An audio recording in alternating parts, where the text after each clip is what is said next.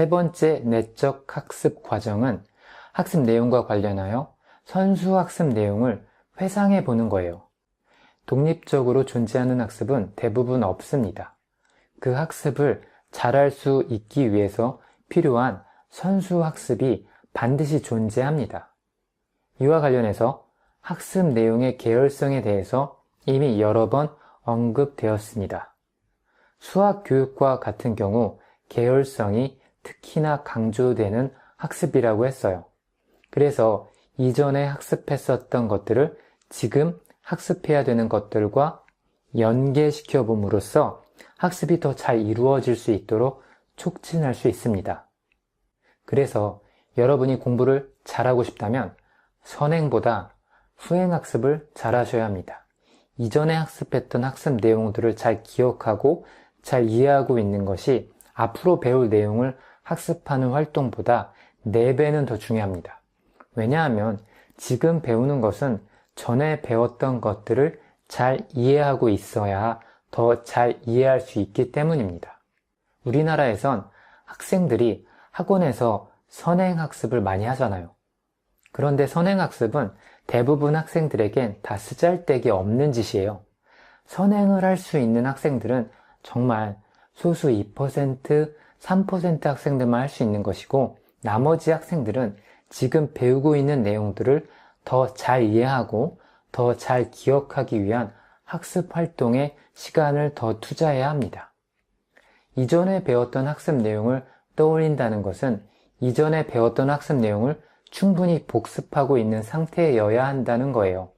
단순히 떠올린다는 것으로는 부족합니다. 다음으로 학습자는 정보의 획득과 수행이라는 내적 인지 과정을 거치게 됩니다. 이제 본격적으로 학습 내용을 받아들이기 시작하는 거죠. 그래서 학습 내용을 제시한 다음 학습자가 학습 내용을 유의미하게 이해하고 저장할 수 있도록 어떻게 학습 과제를 할 수 있을지 도와주어야 합니다. 예를 들어 차근차근 시범을 보여준다든가 적절한 예를 들어 교사가 설명할 수도 있겠습니다. 그 다음 학습자가 학습 과제를 실제로 수행할 수 있는 기회를 주어야 합니다. 내용에 대한 질문을 할 수도 있고 연습 문제를 풀어보라고 해줄 수도 있습니다. 실습 등을 해볼 수도 있죠. 이렇게 해서 학습자가 실제로 실습을 하거나 연습을 해서 과제를 수행했을 때 적절한 피드백을 제공해서 학습자가 잘했는지 혹은 어떤 점은 잘못했는지 그래서 더 연습이 필요한지에 대한 정보를 제공해 줄 수 있습니다. 학습자가 수행을 잘했을 경우 칭찬을 해줄 수도 있겠죠. 이제 학습자가 학습을 제대로 했는지 최종적으로 평가합니다. 학습을 제대로 학습자가 했는지 시연해보는 기회를 주고 그 결과를 평가합니다. 마지막으로 학습자가 학습한 것을 파지하고 잘 전이할 수 있도록 도와줍니다. 무엇을 학습했는지 기억할 수 있도록 도와주고 학습한 것을 다양한 상황에서 시연해 볼 수 있도록 기회를 줄 수 있습니다. 우리가 학교에 다닐 땐 보통 선생님들이 과제를 내주셨죠. 과제를 내주시는 이유는 배운 것을 우리가 잘 기억하도록 도와주기 위함이었죠.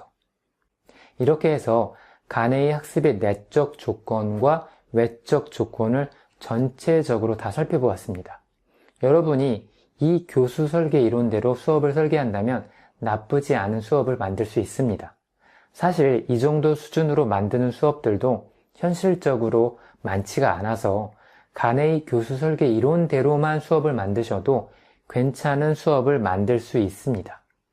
참고로 저희 지도 교수님은 간의 교수 설계 이론에서 가장 강조하시는 부분이 연습입니다.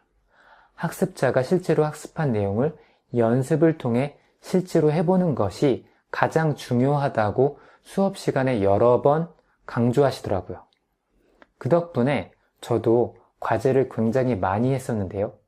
이 부분은 저도 충분히 공감하고 동의하는 내용이에요. 학습자가 직접 자신이 참여해서 뭔가 해보지 않으면 학습이 잘 일어날 수 없습니다. 직접 해봐야 더 깊은 이해를 할 수 있거든요.